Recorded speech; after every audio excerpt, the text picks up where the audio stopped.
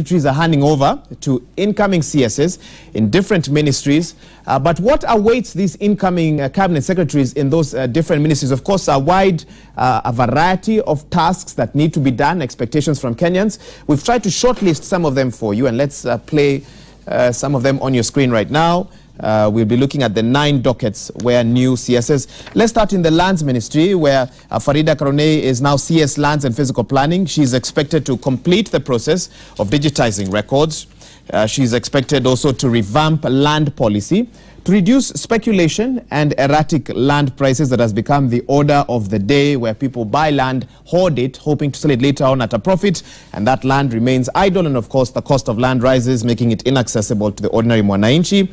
In addition, she's expected to also adopt the latest methods of efficient land use through technology such as blockchain technology, which can be used in a way to properly ensure that land is well distributed and adequately used, and of course easy to manipulate in terms of records at the Lands Ministry.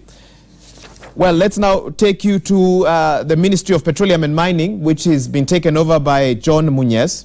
A very tough one that he'll have to deal with various issues. He'll have to navigate the treacherous terrain of oil revenue distribution, where the national government and Turkana County seem unable to agree on the percentage allocation. They talk of 15%, 5%, 15% to the county government, 5% to the community, but the government also has a different take on that as well. So this is something that he'll have to deal with immediately, bearing in mind, of course, he comes from that county. He will also have to ensure that local communities benefit from the extraction of oil, gas and minerals. And this isn't just in Turkana County. He'll have to ensure that this happens in Kwale and in other parts of the country where oil, gas, or rather where gas and minerals can be found. He'll also have to guide the national government on the right infrastructure. For example, do we need a refinery in this country to ensure that Kenya can serve the wider region, whether South Sudan or Uganda, other countries which are mining for petroleum as we speak.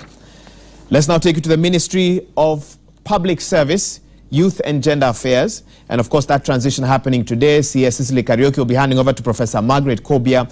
We expect that to happen from 9:30, and we'll be taking you, getting some of those images for you. She's expected, or it is hoped, that she can gradually phase out an aging workforce without affecting operations. That she can also take steps in implementing the 2/3 gender rule in the public service and giving guidance to government on how they can implement the 2/3 gender rule in all the ministries. And she spoke about this quite a bit during her vetting. She also will need to tackle youth unemployment, a ticking time bomb that the UN's Human Development Report has pegged at 22.2% in a report that was done last year. We don't know the numbers for 2018. We'll have to wait for another report on the same, but that is what is awaiting her in that new office or ministry. Let's now talk about foreign affairs and international trade, where PS Monica Juma has now been promoted to be the cabinet secretary in charge of that particular docket. She's expected to find lasting solutions to territorial disputes with Uganda, South Sudan and Somalia, just to name a few. It is also hoped that she will liaise with the Trade Ministry to ensure that Kenya benefits from trade pacts with larger economies like the United States. When you talk about the AGOA Act and other trade pacts like this, how can she ensure that Kenya is not on the losing end of such agreements? In addition, she's also expected to work in tandem with ministries such as the Ministry of Tourism to ensure that travel advisories to Kenya are lifted in totality, boosting the tourism industry, which has suffered over the last couple of years, and increasing MICE opportunities. By MICE, we're talking about meetings, incentives, conferences, exhibitions. Make sure that the big conferences that happen in Africa, that Nairobi becomes a hub for all this. This has to be done between her office and the Ministry of Tourism. Of course, sort of governmental approach in all this. And she also needs to negotiate with the South Sudanese government for the release of 2 pilots whose plane crash landed in South Sudan, and they are in that country up until now. Those are some of the issues that CS Monica Juma will have to look at. Let's now take a look at the Ministry of East African Community and Northern Corridor Development, which is now headed by CS Peter Munya. He'll have to learn the ropes of regional geopolitics, as Kenya is increasingly looking isolated in East Africa, and we saw quite a bit of this in 2017. He will also need to lobby for neighboring nations to partner with Kenya in different development projects, whether it's the standard gauge railway, whether it's the oil pipeline. A lot of negotiation and lobbying will be required for this role for him.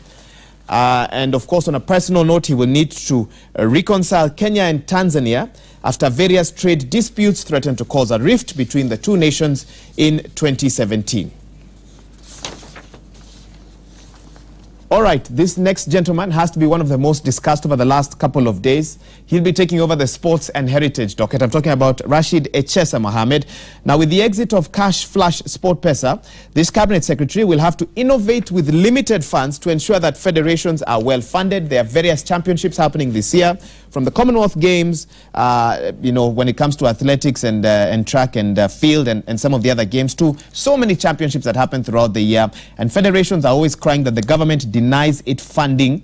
And now with less money available, the CS will have to be very creative about how he sorts this out. In addition, it is hoped that he will set up the sports fund and also bid for regional and continental hosting rights to events. This is after the loss of the Chan Championship last year, which caused quite an uproar. What championships can he, within the next 4 years, negotiate to have hosted in Kenya with the renovation of our stadiums? He'll have to ensure that issues like doping allegations, mismanagement of sportsmen and sportswomen remain a preserve of the previous regime.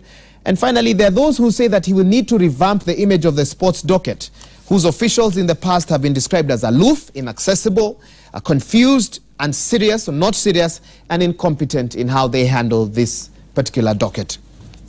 All right, let's now take you to the Ministry of Water and Sanitation that will now be headed by CS Simon Chelugui. Because water functions largely have been devolved to the counties, his work is policy. To a greater extent, he'll need to provide policy to ensure that, for example, in Nairobi, the current water shortage does not reach the levels of Cape Town and some of the other cities where it has been estimated that water could run out in the next 2 or 3 years. Water shortage in Nairobi has become quite an issue in 2018. Estates such as Donholm, Langata, constant cries that there is no water in the taps, even on Mombasa Road. What will he do to tackle this? One way is to ensure, of course, that the countrywide mega dam projects are completed in time, within specifications, and also corruption-free, and that is something that he will need to handle. In addition, he will need to deliver on the promise of Galana Kulalu's food security project that was meant to make Kenya less of a borrower, sort of an importer of food, but more of a powerhouse food exporter. Will he be able to do that? Well, he has the next 4 years to prove himself to Kenyans. All right, the Ministry of Lands and Labor, and Social Protection. This will be taken over by CS Ukur Kanacho Yatani. For him, it's all about dealing with strikes. He'll need to reduce the number of strikes, potential strikes that will be held over the next 4 years through various interventions. Doctors, lecturers of medicine lecturers in the universities have threatened to go on strike. What will he do to tackle them? What can he do differently from former CS Kandie? He'll also need to manage relations with various trade unions. We're talking about KOTU, who oversee trade unions, Kenya National Union of Nurses, KUPPET, WASA, to ensure that productivity is not affected even when industrial action must take place. The new CS for Environment and Forestry, the former DPP, has quite some work to do in this new ministry. He will need to enforce the ban on plastic bags. We've heard that there is a sort of like a black market for plastic bags. They're being brought in from Uganda and other neighboring nations. How will he handle this? That's something that he needs to deal with. He'll need to find new ways to curb environmental and water body degradation, and also push for Kenya to achieve 10% forest cover. It has been said that Kenya's forest cover is between 5 to 7.5%. Can he push the forest cover to 10%? That is something that will be weighing or waiting for him on his desk as he takes over from former CS Professor Judy Wahungu.